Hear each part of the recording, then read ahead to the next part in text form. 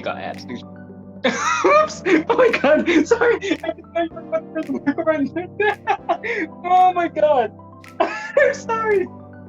Hey guys, sorry for that abrupt start to the video, but this is Camfrey. This is Camfrey 15, joined by my co-host, the Red Wolf. And yes, Maki does have abs. That was an accident. I'm sorry, guys.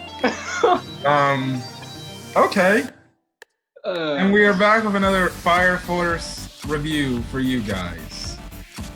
And you know, this episode, it felt me feeling sad by the end, man. It felt me feeling sad. Yes, I know, we're going back into the Nether. Great. Like we didn't need to go back there again. Rather. Hopefully this time they leave Lisa at the Fire Force Company 8, please, because we don't need her berserking out because of those memories. But, the Maki stuff was just damn sad. This is gonna be the first mission without her. Tears. And almost, well, it didn't make me cry when she was up back in the military thing, but I was like, this is freaking sad. Almost as sad as the sports climbing girl episode last week, but hey, it is what it is. It is what it is. It is what it is. Okay. Anyways, we get a flashback of the past. I'm guessing maybe a few months before Maki joins the Fire Force. We get a flashback of Maki telling her dad that she is going to leave the military to join the Fire Force and stuff like this. Which I don't know if it was mentioned in season 1, but Hina was the one that recruited her to the Fire Force. Hey, we get our opening, and then we cut back to the place, and then we cut back to the military assignment, the military building, and we find out the Tokyo Imperial Armed Forces. The general is Donro Uze, who is Maki's father. Let me just say, they made him very intimidating, but whenever he went up to Maki, he would act like a dang sweetheart puppy dog type of cutesy character. And he's afraid of his wife, by the way. Oh, the wife kind of got out of hand in the dinner scene. Mm-hmm. Okay, yeah, I guess your impressions on Maki's dad. He's like a decent enough dude, a little overprotective, but he's a decent dad. I thought the dad was funny, but yes, I think we can both agree the dad is very overprotective, but we'll get into that, the reason why. I guess he's now being a little bit way too much overprotective. The next we cut back after that scene. We see that Maki is a very let's just say, by all matters mean, she's a very wealthy girl, and mostly it's because her dad's essentially like the general of the military in the Fire Force world. So I guess, you know, if you somehow wipe up Maki, you're gonna be born into wealthy. Well, like you're gonna have a lot of wealth. Good luck, Cameron. Good luck. I wish. Now this is also when we get introduced to another member of Maki's family, and that is the first lieutenant of the military force, and that is Takigi Uzi, who is her, I'm guessing, older brother. And the thing is, the reason why they're showing up is, I guess it's been a while since the Uze family are having a family dinner together. And I guess it's gonna be a family dinner. Which, okay, I can get along with that. That's nice. They wanna, have a family dinner. And then everything just makes me wanna bleed out my nose because we get a very offensive scene here from Maki. Now, I know if you're not into girls with, I guess, muscles or heavily, built girls, but this man specifically told me that he's not really into muscular girls, and now look at him now, guys. Look at him. It's Maki though. It's Maki, but you specifically told me that you're not into muscular girls, so I guess okay, that's a little contradictory. Oh, just saying. It's anime. It's anime. It's anime. I'm still in shock that we didn't see at least a nipple or booty shot, but okay. This isn't High School DxD, okay? I know. It would have been nice. Yeah, so she's taking a bath. She does question, like, which was freaking hilarious, but then again, she is a girl, and I'm not saying all girls do that, but they do kind of observe their bodies from time to time. Well, it's kind of the trope in any animes, generally, when you see an anime girl just look in the mirror or look at themselves and look at their body, and they're like, huh. And she kind of just says, like, wow, I'm really built, haven't I? And stuff like that, which, yeah, she's got abs. She's got, like, legit built muscles up in her arms. But still, I think Maki is a cute girl. So yeah. Then we find out, we run into her mom, and, her mom is named Madoka Uze, and that's her mom.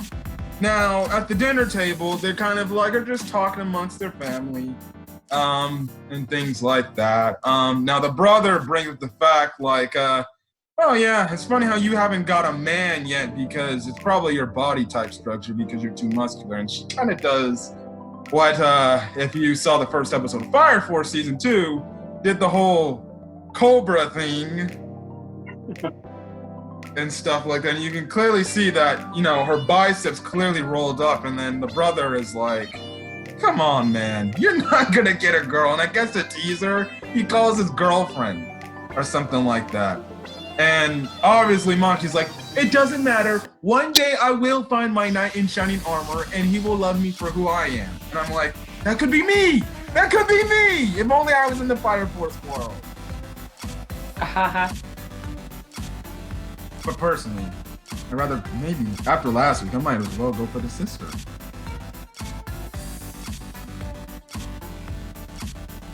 What? Don't sin, man. Don't sin. Don't sin. Yeah, in this whole instance, because things are getting hounded, the dad's talking, the brother's talking, Maki's talking. And what does the mom do? Stomps her foot on the table and she's like ordering everybody like, sit down and eat, essentially. I think we know where we get Maki's aggressive side from. It's definitely her frickin' mom. The mom looks good. That's all I'm gonna say. The mom looks good. Yeah. I'm not gonna say the word. I'm just gonna keep it PG. I'm not gonna say the word, but if you know what I'm talking about, you can. I'm not gonna say it. But the mom looks good. There's not much to go off in the mom to talk about. But what do you think about the brother? Takagi.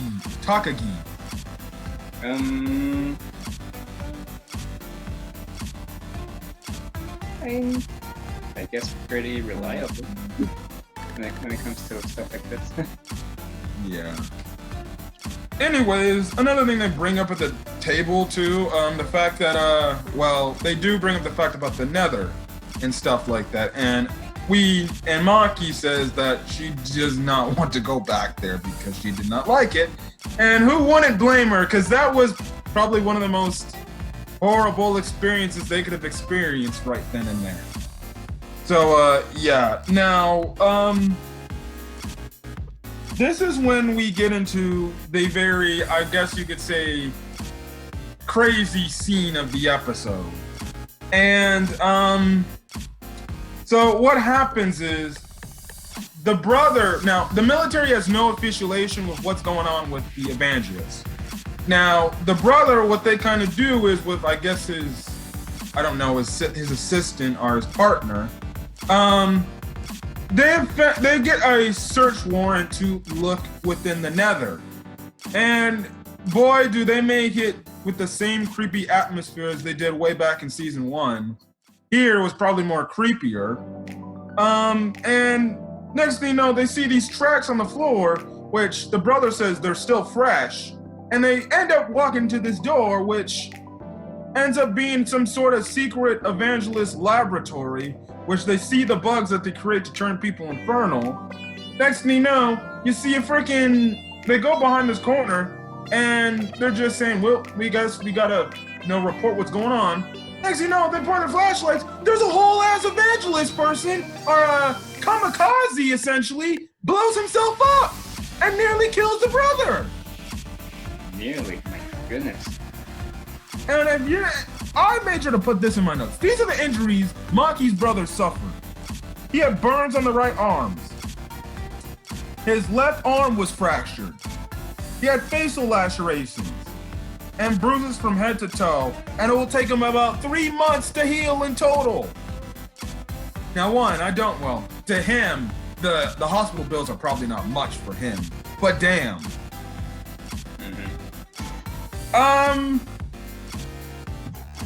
To say that the evangelists now are gonna be like, we knew the evangelist people were crazy, but the fact that now they're like, essentially what, the Japanese flyers back in the day were called, kamikazes.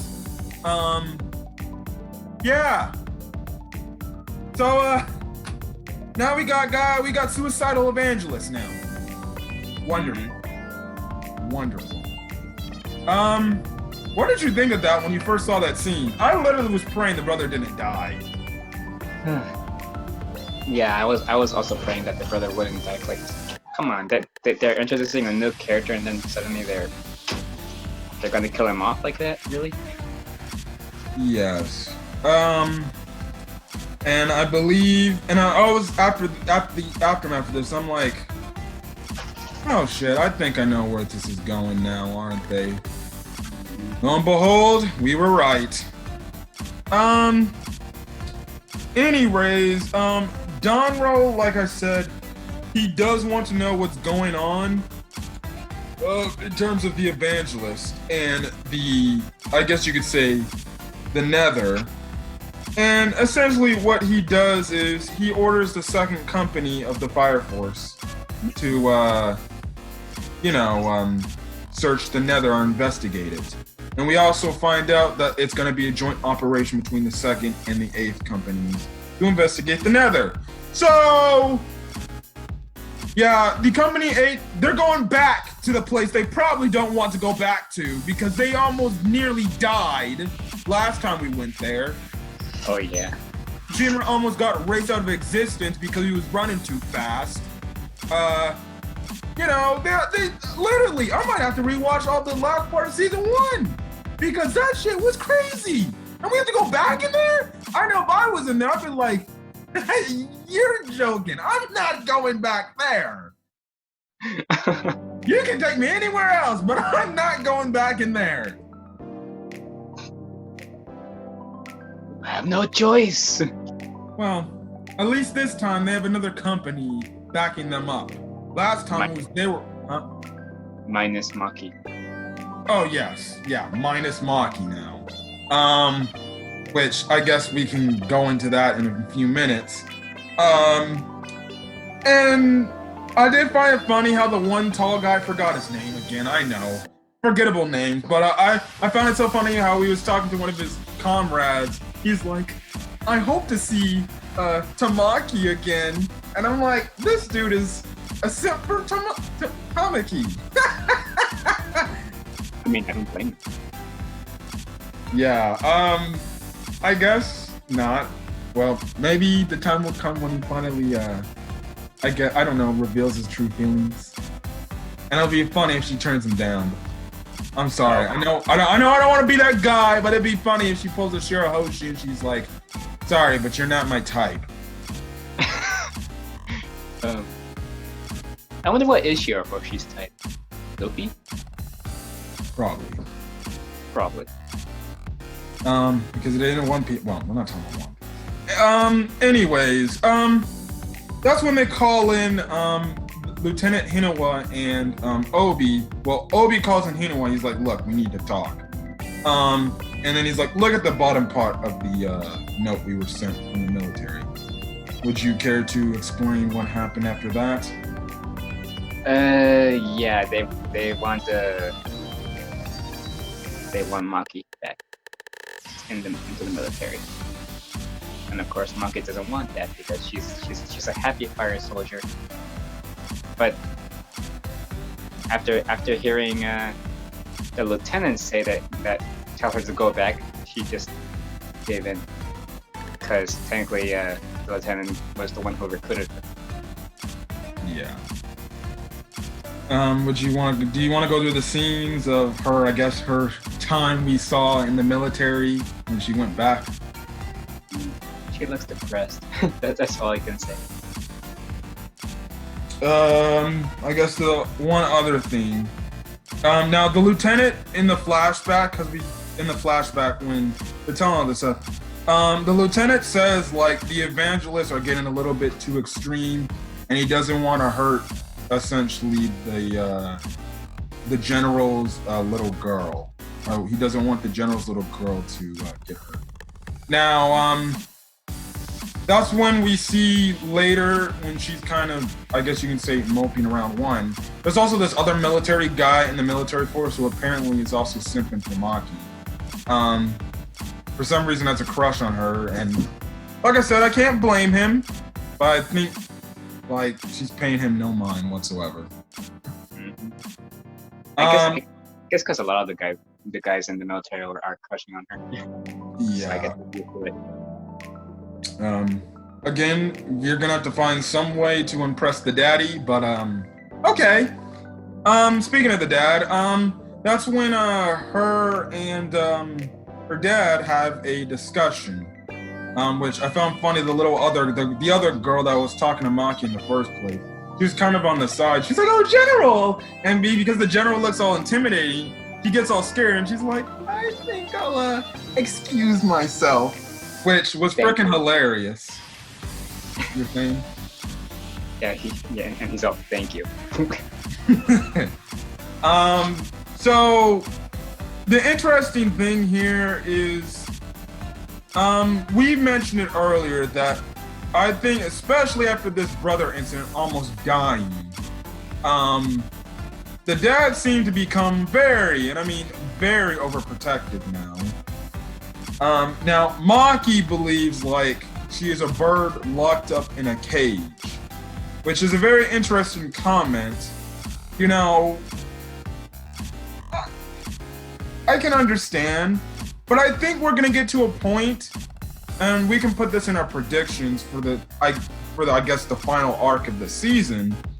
I think we can both agree that Maki is going to, AKA, like, I would not say this isn't, and I'm going to Fairy Tail. I know, Fairy Tail. Does this remind me of the whole Lucy and her father thing? With the exception of the dad forcibly trying to take Lucy away from the Fairy Tale Guild, it's anything but that. I can understand the dad's motives of wanting Maki back in the military because he cares about her. That's his little girl to him. Because we saw it in like the dinner scene, how he's like, "Oh, no, my little girl," and stuff like that. You know, he wants to keep her safe, and he almost lost his freaking son. And after seeing what happened in the sun, when the son was in the nether for that short period of time, he doesn't want the same thing to happen to his daughter. So, you know, I can understand that, but at the same time, it's like, well, but isn't Maki like an old enough woman to make her own decisions? And shouldn't you let her be a woman and make her own decisions, essentially? Which, that's why she makes a mention. She's like, "Why you always gotta lock me up in your cage," or something like that. It's the muscles she's showing off, not convincing enough for you. And stuff like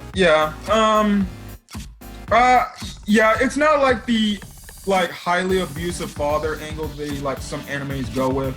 It's kind of just a father that is very overprotective of his daughter.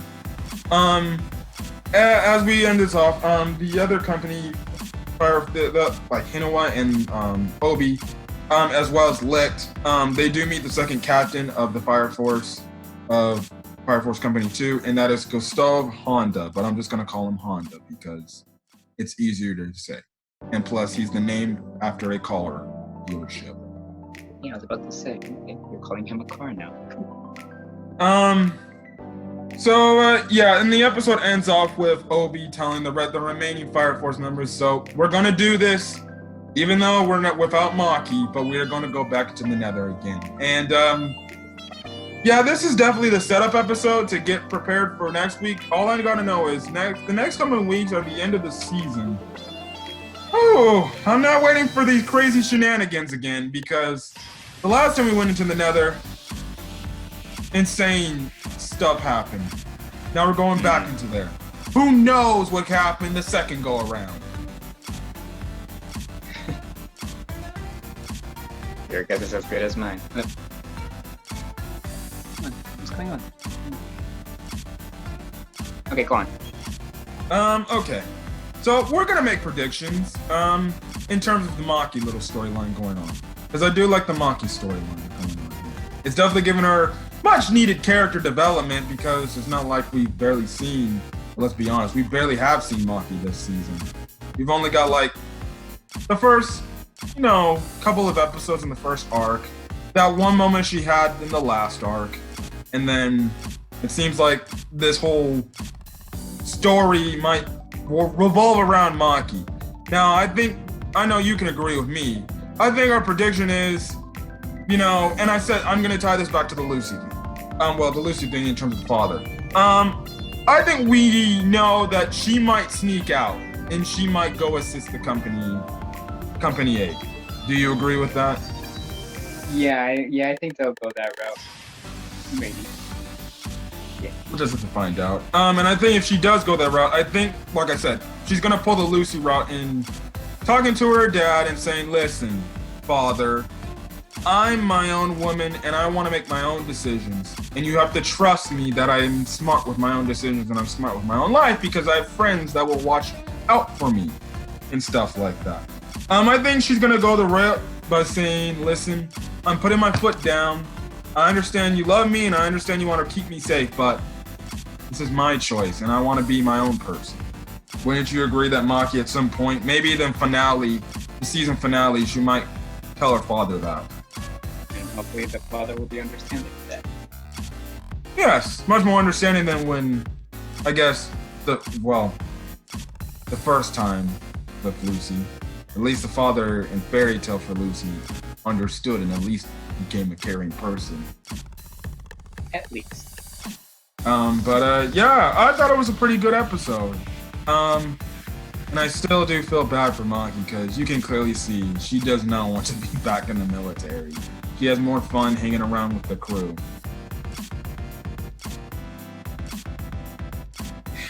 Yeah.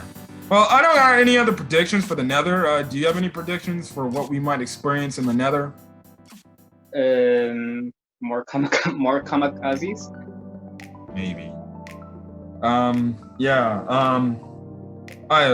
do not know, but we're going back to the Nether again, and I'm not looking forward to it. Oh, brother. Anyways, guys, this has been Camper 15. And the Red Wolf. So if you guys like this video, leave a like, put in the comment section your thoughts on the video, as well as your thoughts on the Maki storyline. Hit that subscribe button to get more Fire Force content, as well as hit that notification button to make sure you get updated with any uploads I provide to the channel. And other than that, we're going to be getting out of here. So again, I said it for like the millionth time this week, but still I'm going to repeat this over and over and over again until somewhat of this stuff kind of blows over. But whether it's the virus or the outcome of the election, please be safe out there. Obviously be safe out there for the virus, but be safe out there for the crazies that are going to take things a little bit too far because their little lover boy, it might end up losing. So please be cautious out there and please be safe. Again, I do not want to go into politics, but I'm just saying. Lover boy, really? Or how about this? Their god, or their supposed god. Yeah, that's a more accurate description.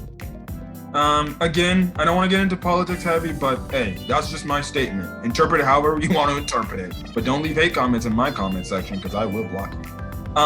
Anyways, yeah, please be safe out there because there will be crazy people trying to hurt others. And I do not condemn violence. Anyways, we're gonna get out of here.